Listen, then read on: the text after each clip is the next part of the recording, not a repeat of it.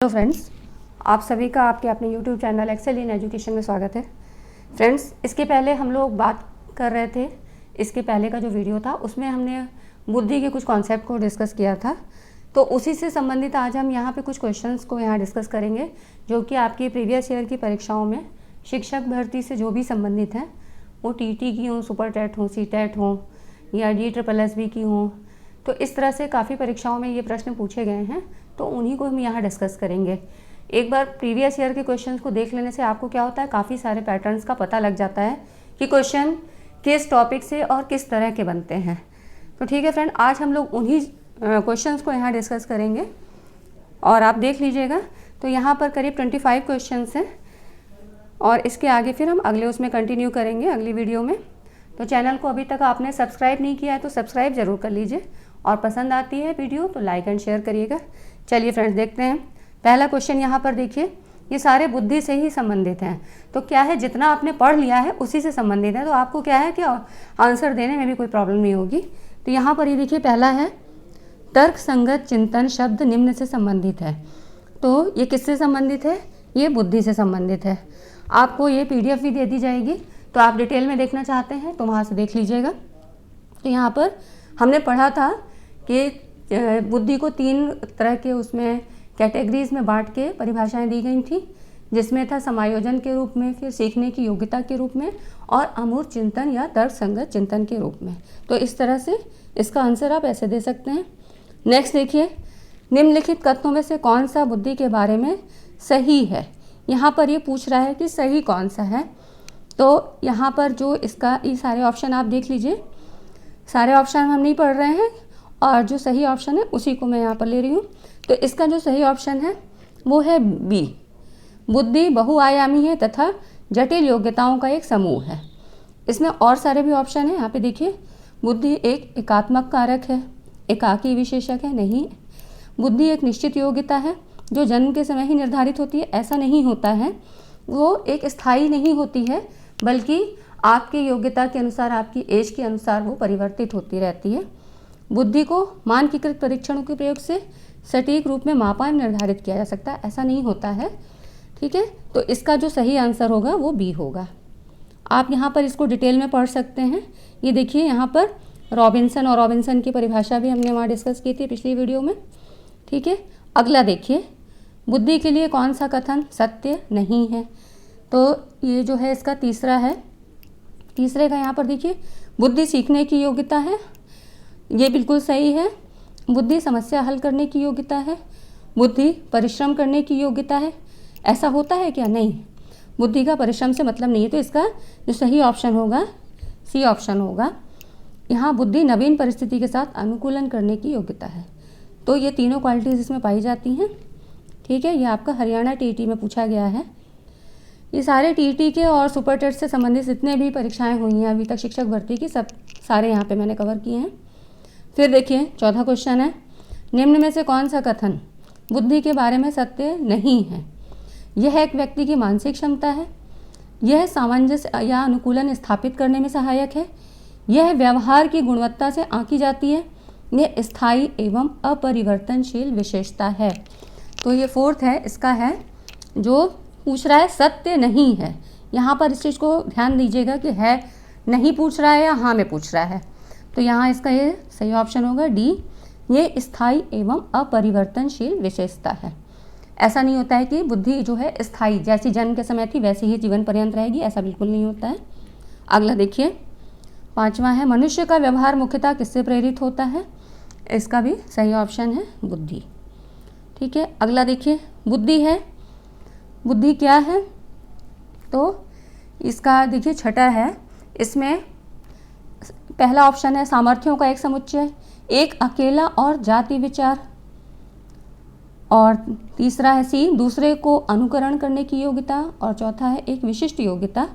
तो इसका जो सही ऑप्शन है सामर्थ्यों का एक समुच्चय। ठीक है, आप ये देखिए DSSB में पूछा गया है।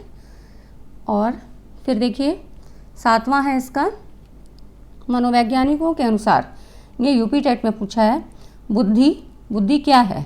दोनों ही इसकी जो क्वालिटीज़ हैं, सीखने की क्षमता है और अमूर्त चिंतन की योग्यता है। तो इसका जो सही ऑप्शन है डी होगा, ए और बी दोनों ही है, तो यहाँ पे डी है इसका ऑप्शन। ठीक है, अगला देखिए, हमारे पास बुद्धिमत्ता के लिए संस्कृति निष्पक्ष परीक्षण क्यों है? तो यहाँ पर इसके सारे ऑप्शन देखिए, बुद्धिमत्ता परीक्षण भाषा और शिक्षा के अंतर से मुक्त होने चाहिए, सांस्कृतिक बोध बुद्धि का एक हिस्सा है, बुद्धि सांस्कृतिक आधारित है, और नेक्स्ट है बुद्धिमत्ता को विकसित किया जा सकता है। तो इसका जो सही ऑप्शन होगा वो होगा 8वें का ए है कि बुद्धिमत्ता परीक्षण भाषा और शिक्षा के अंतर से मुक्त होनी चाहिए, इसमें इसका कोई प्रभाव नहीं होना चाहिए। ठीक है, नेक्स्ट है 9वां है बुद्धिमत्ता, यहाँ पर डैश और पर्यावरण दोनों का एक उत्पाद है।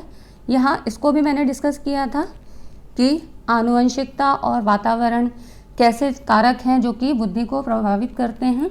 तो यहाँ पर इसका जो यहाँ पर फिल इन द ब्लैंक्स जब हम करेंगे तो यहाँ इसका सही ऑप्शन होगा आनुवंशिकता, सी ऑप्शन है। ठीक है, नेक्स्ट है 10वां है कई क्षमताओं को एक साथ रखा जाना क्या कहलाता है?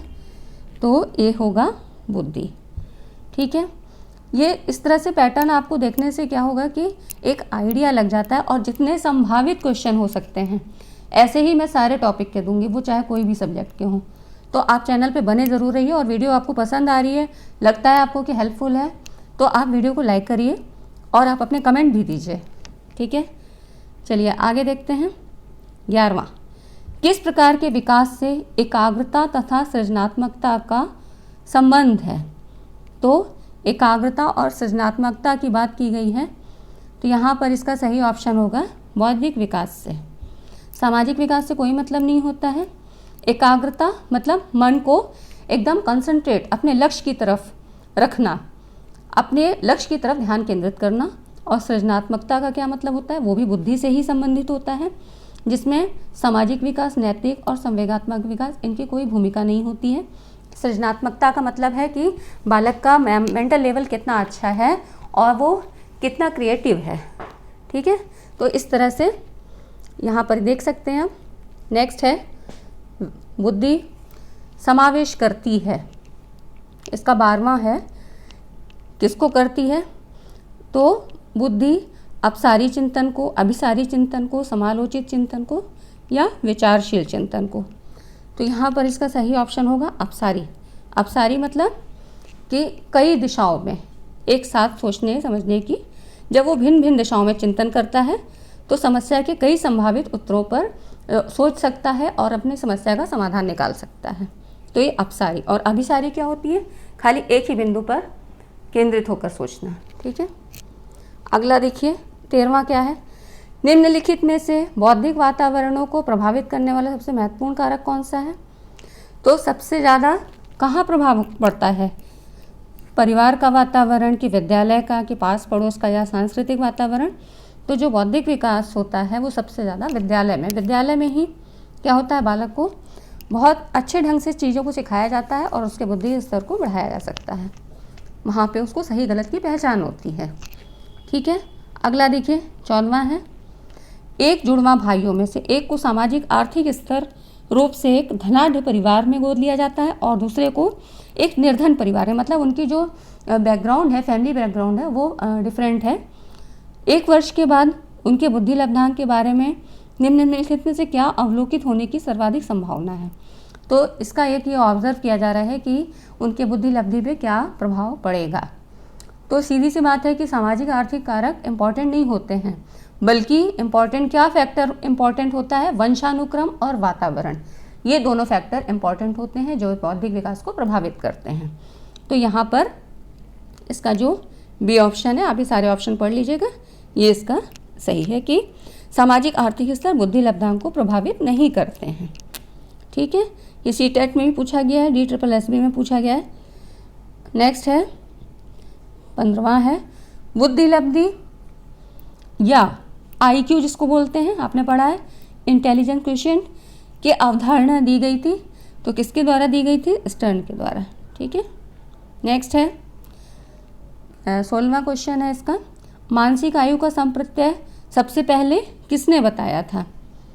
तो इसको सबसे पहले जो है बिने साइमन ने 1905 में इस क्षेत्र में सफलता प्राप्त की थी, लेकिन फिर इस परीक्षण में सुधार करके 1908 में मानसिक आयु का कॉन्सेप्ट बिने ने दिया था।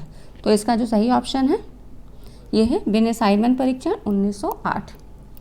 ठीक है, 1905 में इन्होंने सफलता प्राप्त कर ली थी, लेकिन 1908 में फिर पूरा कॉन्सेप्ट दिया था मानसिक आयु का ही पूछ रहा है। नेक्स्ट है 1908 में प्रथम बिने साइमन परीक्षण संशोधन निर्गत हुआ। तो ये कब हुआ था? 1911 में। इसका ये पूरा डिटेल आप देख सकते हैं। ठीक है, कि इसका जो संशोधन हुआ था 1911 में हुआ था, इसीलिए आंसर भी दे दिए गए हैं कि ताकि आपको कोई प्रॉब्लम ना हो, सारे डिटेल आप साथ साथ ही पढ़ते चलें। नेक्स्ट है अमेरिका में प्रथम विश्व युद्ध के दौरान व्यक्ति की बुद्धिमत्ता का परीक्षण किस में शुरू हुआ था? यहाँ पे इस फिल इन द ब्लैंक को भरना है। तो यहाँ पर इसका जो सही ऑप्शन है समूहों में। ठीक है, अमेरिका में प्रथम विश्व युद्ध के दौरान व्यक्ति की बुद्धिमत्ता का परीक्षण समूहों में शुरू हुआ था। ठीक है, नेक्स्ट है बुद्धिलब्धि मापने के जन्मदाता। तो बुद्धिलब्धि मापने के जन्मदाता कौन है? ये हैं टरमैन। कितनी बार ये क्वेश्चन पूछा गया है, तो इस तरह से आपका एक रिवीजन हो जाता है। नेक्स्ट है किसने सबसे पहले बुद्धि परीक्षण का निर्माण किया था? तो ये थे अल्फ्रेड बिने। ठीक है, सबसे पहले बिने ने अपना बुद्धि परीक्षण दिया था। नेक्स्ट है स्टैनफोर्ड बिने परीक्षण मापन करता है किस चीज़ का? ये अभी हम पढ़ेंगे बुद्धि के मापन में, आगे अभी बताया नहीं है, तो इसको हम आगे डिस्कस करेंगे अभी। तो यहाँ पर ये देखिए, इसका है सी, बुद्धि का। बिने और साइमन ने मिलकर इसको, ये जो पहला बुद्धि परीक्षण था स्टैनफोर्ड बिने परीक्षण, ये तैयार किया था। ठीक है, नेक्स्ट है 22वां है 22, बुद्धिलब्धि अवधारणा के प्रथम प्रतिपादक कौन है? तो ये हैं 22 के डी हैं स्टर्न।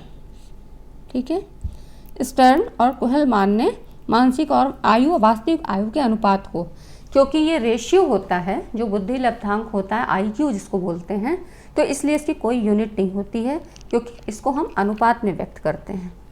ठीक है, नेक्स्ट है 23, मानसिक आयु का प्रत्यय दिया था, ये दिया था बिने साइमन ने।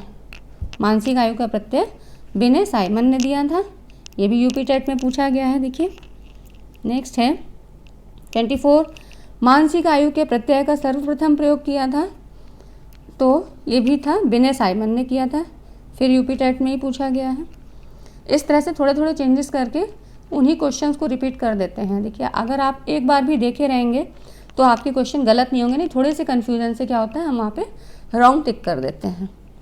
नेक्स्ट और लास्ट क्वेश्चन है बुद्धि परीक्षणों के जनक कौन हैं? तो बुद्धि परीक्षण के जनक आप जानते हैं अल्फ्रेड बिने हैं।